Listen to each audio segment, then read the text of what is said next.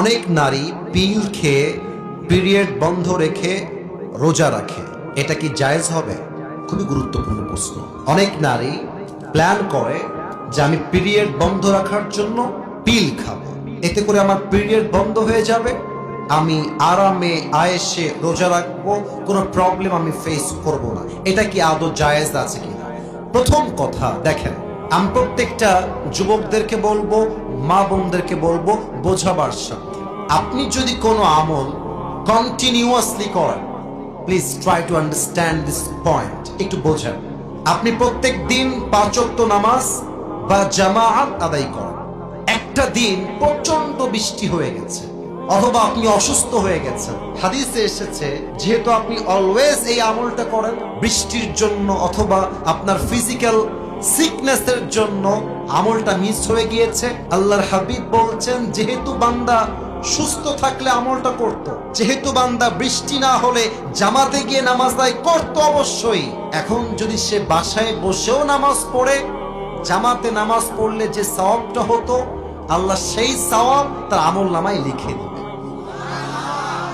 এক নাম্বার কথা, প্রিয় বোন, যেহেতু আপনি রোজা রাখতেন আল্লাহ জানেন, অতএব এটার জন্য পেরেশান হওয়া কোনো প্রয়োজন নেই। যেহেতু এটা আল্লাহর দেওয়া একটা বিধান, আপনি বাড়াবাড়ি করবেন না, আপনাকে রোজার সওয়াব দিবে একজন। আওয়াজ দিয়ে বলেন সবাই, তিনি কে?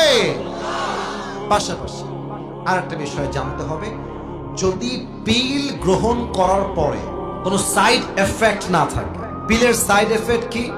মাথা ব্যথা করে। পিলের সাইড এফেক্ট কি? শরীরটা উইক লাগে, দুর্বল লাগে। যদি কোনো সাইড এফেক্ট না থাকে, ইউ ক্যান টেক ইট, আপনি এটা নিতে পারেন।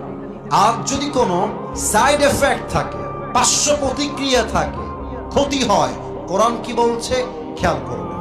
কোরআন বলছে, আউযু বিল্লাহি মিনাশ শাইতানির রাজীম, ওয়ালা তুলকু বিআইদিকুম ইলা তাহলুকা।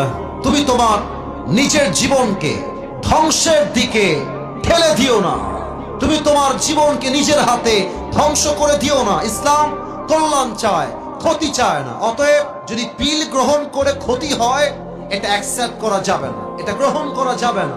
আর যদি পিল গ্রহণ না করে আপনার মাসিক হয়ে যায়, পিরিয়ড হয়ে যায়, টেনশন করবেন না, আপনাকে সেম রোজার সওয়াব দান করবে একজন। বলেন সবাই, তিনি কে?